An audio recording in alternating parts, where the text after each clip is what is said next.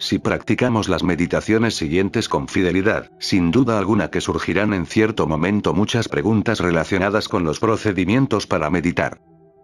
¿Qué hay de los superfluos pensamientos que surgen por medio de la mente? ¿Debiéramos esperar tener visiones? ¿Hay un tiempo definido para cada meditación? ¿Cuánto entendimiento se necesita? ¿Tiene la dieta algún impacto en la efectividad de la meditación? ¿Se requiere o aconseja alguna postura en particular? Consideremos primero la pregunta acerca de la postura. La meditación se practica con mayor facilidad cuando no estamos conscientes del cuerpo. Si nos sentamos en una silla recta con los pies asentados sobre el piso, la espalda derecha, como normalmente debiera ser, el mentón hacia abajo, y ambas manos reposando en el regazo, entonces el cuerpo no se inmiscuirá en nuestros pensamientos. Esta posición normal y natural debiera ser mantenida por cerca de 5, 10 o 20 minutos, sin dirigir la atención hacia el cuerpo. No hay nada misterioso en esta postura. En el Oriente poca gente se sienta sobre sillas, por tanto les resulta natural meditar sentados sobre el suelo con las piernas entrecruzadas. En esa posición se sienten a gusto, pero nosotros en Occidente, no solo encontramos difícil alcanzar dicha postura, sino que para la mayoría de nosotros resultaría incómoda de mantener. Si se recuerda que en la meditación toda nuestra atención debiera estar enfocada en Dios y en los asuntos de Dios, se entenderá rápidamente que al meditar es sabio que el cuerpo esté en una posición cómoda y natural para que la atención no sea atraída hacia él. La única razón para tomar alguna postura en particular, es el facilitar que la atención se centre en Dios y se haga receptiva a su poder infinito. Cuando se medita, se observa un cambio en el organismo. La columna vertebral está recta, el pecho en alto, la respiración se hace más lenta, y los pensamientos en la mente se desaceleran cada vez más hasta que finalmente se detienen. La meditación es una experiencia consciente. Como se recomendó con anterioridad, ayuda mucho el comenzar a meditar considerando alguna pregunta, pensamiento o idea específica, sobre los que deseemos iluminación. Comencemos con la idea de recibir una revelación de Dios. Si nos damos cuenta que la meditación es una actividad consciente de nuestra alma, no habrá riesgo alguno de quedarnos dormidos o adormilados. 2 o 3 minutos de meditación debieran ser suficientes para eliminar la fatiga que en ocasiones uno siente al final de un extenuante día de trabajo. No podemos irnos a dormir con la mente abierta, esperando recibir una impartición. Aquellos que se quedan dormidos durante la meditación fracasan al tratar de hacerla una experiencia consciente. En un momento dado de la meditación pudiera llegar el sueño, pero tal sueño no es caer en la inconsciencia. La actividad de la conciencia continuará durante el sueño. La meditación no es solo recargarse perezosamente y decir, está bien Dios, adelante. Por el contrario, es una alerta vivificante e incluso es esa paz que sobrepasa el entendimiento. Asegurémonos de que esa paz esté ahí. Debiéramos asegurarnos que no haya tensión en relación con la meditación. No vamos a tomar el reino de Dios por la fuerza por medio del poder mental o el físico. Cuando la meditación comience a ser un esfuerzo, detengámosla. De lo contrario nuestro propósito pudiera frustrarse. No es necesario meditar durante cierto tiempo. Si la meditación durara solo 1 minuto, sintámonos satisfechos, porque si hemos estado manteniendo nuestra mente en Dios por medio minuto, habremos iniciado el flujo. La meditación es un arte difícil de señorear. Si no fuera tan difícil, desde antaño todo el mundo habría ya dominado su técnica. En mi experiencia personal necesité 8 meses, con 5 a 10 meditaciones diarias antes de recibir mi primer verdadero clic o sentimiento de la presencia interior, 8 meses meditando de día y de noche. Es más, yo no sabía que eso de hacer contacto con Dios fuera posible, o que se lograría cualquier cosa una vez que se alcanzara. Sin embargo, había una convicción inquebrantable muy dentro de mí de que era posible tocar algo mayor que yo mismo, fundirme con un poder superior. Nadie que yo conociera había recorrido antes ese camino. Nadie preparó el camino para mí. Solo tenía esa convicción interior de que si podía tocar a Dios en el centro de mi ser, ello se haría cargo de mi vida, mi trabajo, mi práctica y mis pacientes. Al cabo de 8 meses fui capaz de alcanzar una conciencia de un segundo, quizá no duró ni un segundo. Yo no sé cómo medir el tiempo cuando algo ocurre en menos de un segundo, pero en verdad fue menos de un segundo de conciencia. Una semana después tuve otra y luego de varios días llegó la tercera. Pasó toda una semana antes que el cuarto momento de conciencia se alcanzara. Después ocurría 2 veces al día. Finalmente llegó el día en que la conciencia pareció durar una eternidad, y esa eternidad en verdad duró mucho menos de un segundo. Luego de quizá 3 años aprendí que si me levantaba a las 4 de la mañana, en ocasiones entre las 4 y las 8, sentiría ese clic o conciencia de que Dios estaba disponible. En ocasiones el clic llegaba a los 5 minutos y otras veces tardaba las 4 horas completas, pero a partir de ahí, jamás me fui a la oficina hasta que la presencia fue concientizada. Ahora bien, jamás consagren menos de 9 o 10 horas de las 24 que tenemos, para meditar, pero no seguidas, sino por períodos de 5, 10, 20 o 30 minutos. No hay horario regular. En ocasiones me voy a la cama a las 8 de la noche. Me levanto a las 10:30 de la noche y medito hasta las 3 de la mañana. Luego me vuelvo a acostar hasta las 4 o 4:30 de la mañana. Me levanto y vuelvo a meditar hasta el mediodía. Es más, cuando alguien viene a visitarme, luego de que lo dejo hablar por unos 5 minutos, ambos meditamos. Esta es la forma, meditación constante, un constante volvernos hacia el interior para que el impulso interior se mantenga fresco. Conforme avanzamos en este trabajo, si permitimos que se nos prive de nuestros períodos de contemplación por la presión de las actividades o las demandas de mayores responsabilidades, perderemos el camino. Una vez que el centro del Cristo ha sido tocado, pudiera ser que las actividades externas aumentaran a tal grado, que invadieran el tiempo que debiéramos dedicar a la meditación. Demasiada indulgencia con las cosas del mundo pronto nos privarían del don espiritual que es infinitamente más valioso que cualquier cosa material que pudiéramos sacrificar. El maestro se apartaba de la multitud para comulgar a solas, en el desierto y en lo alto de la montaña. También nosotros debemos apartarnos de nuestras familias, amigos y obligaciones humanas durante dichos períodos, para la comunión necesaria para nuestro desarrollo y revelación interior. 1 o 2 horas de meditación o comunión sin ningún propósito o deseo particular, nos traerá la experiencia de Dios en medida más profunda. A menudo surge la pregunta en relación con la dieta y la meditación. ¿Hay alguna dieta especial que si se sigue aumente la capacidad espiritual de uno? ¿Debe el aspirante en el camino espiritual evitar ciertos alimentos? ¿Debiera uno abstenerse de comer carne? En cada etapa de nuestro despliegue somos tentados a creer que algo que hagamos o pensemos en el reino humano nos ayudará en el desarrollo de nuestra conciencia espiritual. Eso es una premisa falsa. Por el contrario, el desarrollo de nuestra conciencia espiritual es lo que cambia nuestros hábitos cotidianos y nuestra forma de vida. Conforme el aspirante progresa en el camino espiritual, hallará que come menos y menos carne, hasta que finalmente alcanza el punto donde no puede volver a comer carne. Sin embargo, no creamos que haya alguna virtud en algún acto de omisión o comisión, o que alguna forma de sacrificio material pueda aumentar nuestra espiritualidad. La espiritualidad se desarrolla por medio de la lectura de literatura espiritual, del escuchar sabiduría espiritual, de la asociación con aquellos que están en el camino espiritual y por medio de la práctica de la meditación. El reino de Dios es encontrado por medio del reconocimiento interior. La transformación externa en nuestros hábitos de comer es el resultado directo de una gracia espiritual interior. Es el resultado del proceso espiritual que está ocurriendo en la conciencia.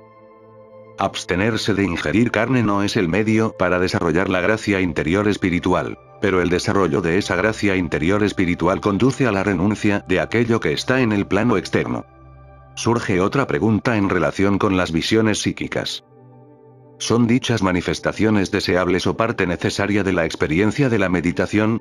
Las visiones psíquicas, tales como ver colores o ser confrontados con apariciones de carácter sobrenatural, pudieran tener cierta importancia para nuestra experiencia humana, pero recuerden esto: pertenecen por completo al nivel psíquico o reino mental de la conciencia. En la literatura espiritual estas visiones jamás se relacionan con, ni se consideran como, experiencias espirituales. La experiencia psíquica no tiene nada que ver con el mundo del espíritu. El mundo psíquico de ver visiones, colores o algo semejante, queda atrás en la comprensión de que aquí y ahora somos seres espirituales, la manifestación de todo cuanto Dios es. Por esa razón no nos asociemos con el reino psíquico, sino elevémonos sobre él hacia la atmósfera pura del espíritu. En muchas ocasiones alcanzamos en la meditación una sensación de paz o armonía, la conciencia de la presencia del Cristo. Estas son experiencias inspiradoras, pero debemos estar dispuestos a renunciar hasta esa paz profunda, con objeto de elevarnos al siguiente nivel de conciencia en el cual carece de significado o importancia el haber alcanzado dicha paz. Habiendo realizado la presencia eterna del Cristo, necesitamos tener alguna clase de reacción emocional. El sentirnos emocionalmente satisfechos o emocionalmente hambrientos, no afecta en nada, puesto que habremos comprendido que la actividad del espíritu es algo eterno, siempre con nosotros. Una de las grandes dificultades al meditar es el temor a no tener suficiente entendimiento con el cual comenzar esta práctica. El salmista se hizo cargo para siempre del temor y la duda cuando, en el Salmo 147, su corazón y labios cantaron alabanzas a Dios. Grande es nuestro Señor y de mucho poder, su entendimiento es infinito. Lo que importa es su entendimiento, no el nuestro. Abandonemos todas esas tonterías acerca de que no tenemos suficiente entendimiento o de que lo tenemos en gran medida. Debemos recordar que es su comprensión. Por tanto, en quietud y confianza, volvámonos al interior para permitir que la verdad se revele. No habrá límites para la comprensión, si nuestra dependencia se basa en la comprensión de Dios, y no en la nuestra. No hay ninguna persona que lea este libro que no tenga el suficiente entendimiento para comenzar la práctica de la meditación y con ello entrar al reino de Dios. Por gracia, aún el ladrón en la cruz fue capaz de entrar al paraíso este día. Y nosotros, también por gracia, podemos entrar por las puertas del cielo en este preciso instante. Por supuesto que la mayor dificultad en relación con la meditación, es la falta de habilidad para sostener el pensamiento en una sola dirección. No es culpa de ustedes ni mía, sino que en parte es resultado del tiempo acelerado de la vida moderna. Al niño se le da una sonaja, y en cuanto crece, se le da otro juguete. Toda su atención, desde la infancia hasta la adolescencia y la madurez, está centrada en la gente y las cosas, por lo que cuando se encuentra a solas se sobrecoge de temor. La mayoría de la gente jamás ha aprendido cómo sentarse y estar en silencio. Incluso algunos jamás han aprendido cómo estar lo suficientemente tranquilos como para leer un libro. Nuestra cultura ha enfocado su atención en las cosas del mundo a tal grado, que hemos perdido la capacidad para sentarnos en silencio y considerar una idea. Cuando cerramos nuestros ojos con la intención de meditar, nos asombramos al descubrir una fábrica de calderas dentro de nosotros. Toda clase de pensamientos relampaguean en nuestra mente. Cosas simples como, desconecté la plancha, conecté el refrigerador, saqué al gato. Otros pensamientos se presentan, no tan simples o sin importancia, pensamientos de temor o duda.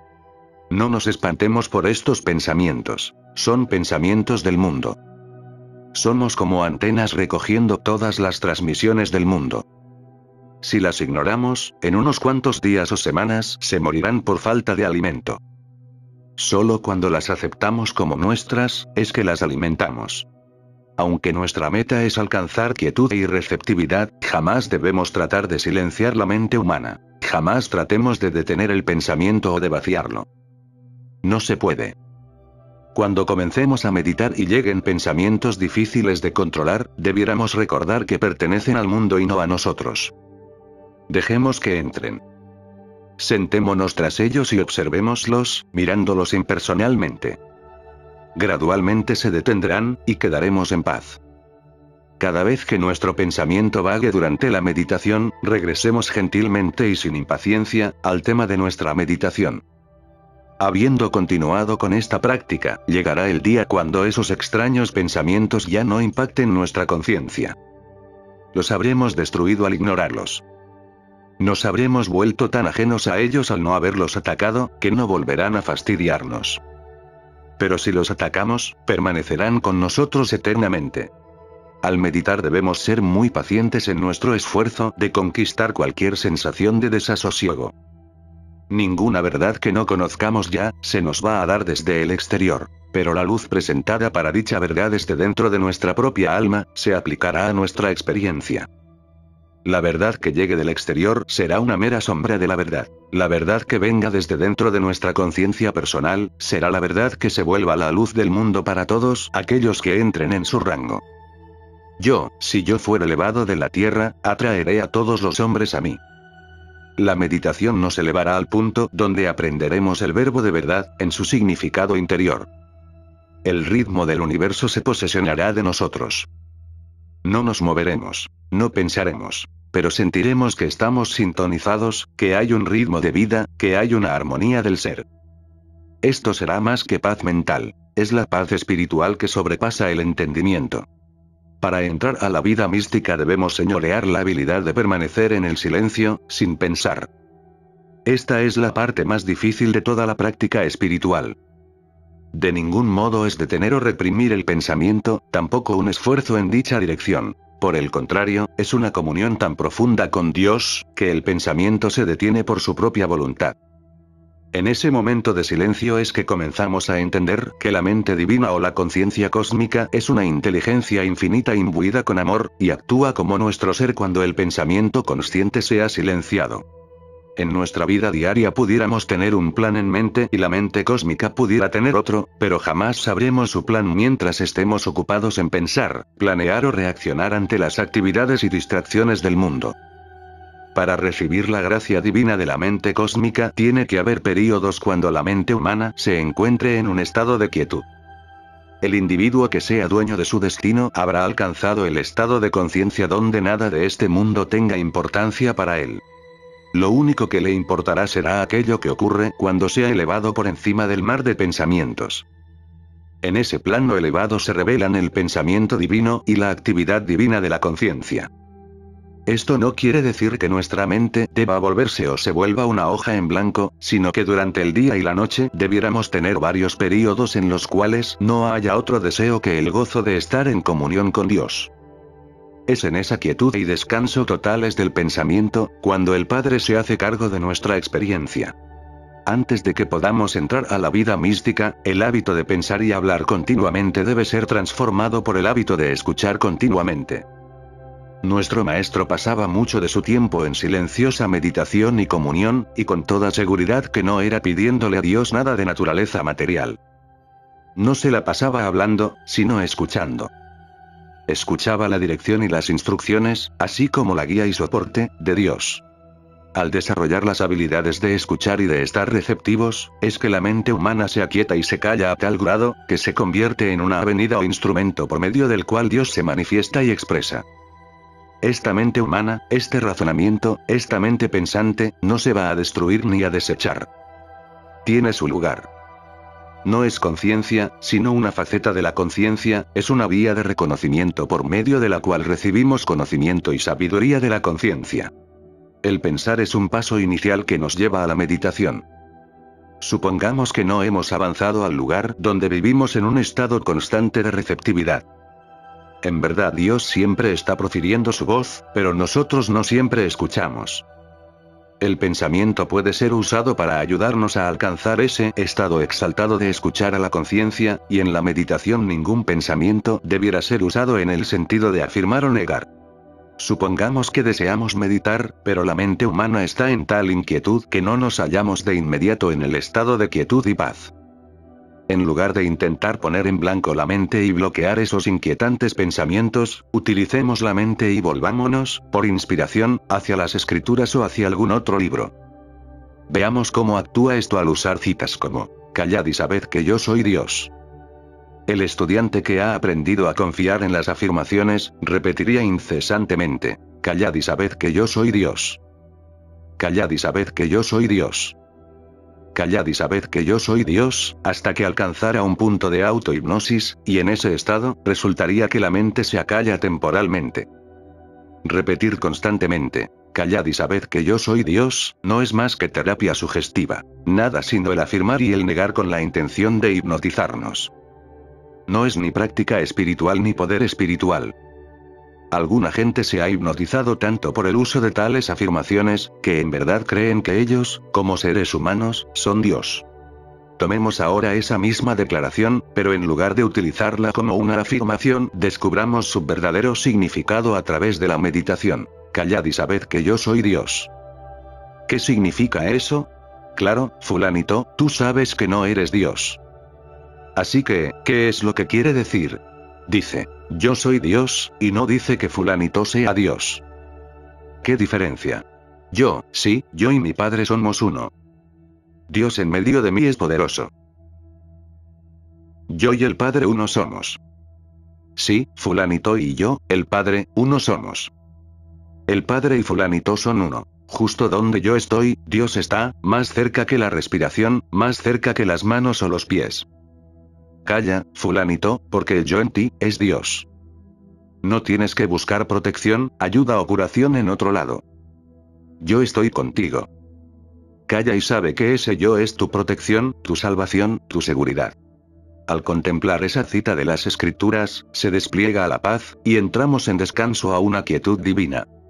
Pocos en el camino espiritual alcanzan esta quietud rápida y fácilmente, y para la mayoría el camino es largo y difícil. Sin embargo, que ninguno de nosotros nos jactemos de lo rápido de nuestro progreso ni menospreciamos su lentitud, sino continuemos por el camino con propósito perseverante e inquebrantable. La mayoría tenemos períodos de progreso gradual, interrumpidos por interludios de desolación donde sentimos que hemos perdido el camino y vagamos en un laberinto de conflicto y contradicción.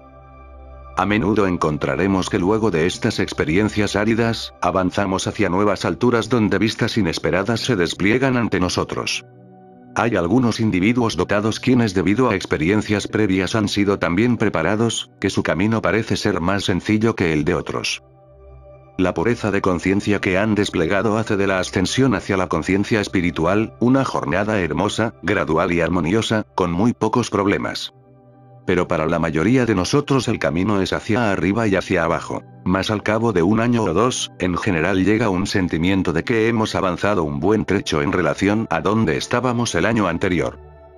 El requisito previo para escuchar la vocecita callada y suave, para la verdadera experiencia del Cristo, es prepararnos con estudio, meditación, y por el relacionarnos con otros que estén también en la senda espiritual. Cuando escuchemos la voz callada y suave dentro de nosotros, habremos recibido la gracia de Dios, y el propósito de la meditación se habrá alcanzado. No estemos satisfechos con nada menos que con la experiencia del mismo Dios es la perla de gran precio. A cada uno de nosotros nos corresponde decidir cuánto tiempo y esfuerzo le vamos a dedicar a la meditación. Determinar si le vamos a dedicar unos cuantos minutos de vez en cuando o si vamos a arreglar nuestras vidas de modo que nos permitan períodos prolongados de quietud ininterrumpida, en los cuales contactar la presencia y el poder interiores. Los años necesarios para el estudio y la práctica de la meditación no son años de sacrificio para el aspirante, más bien son años de devoción a aquello que es el objetivo en su vida. Se requiere de paciencia, resistencia y determinación. Pero si la concientización de Dios es la fuerza motivante en nuestras vidas, lo que el mundo llama un sacrificio de tiempo o esfuerzo, no será un sacrificio en sí, sino el gozo más profundo.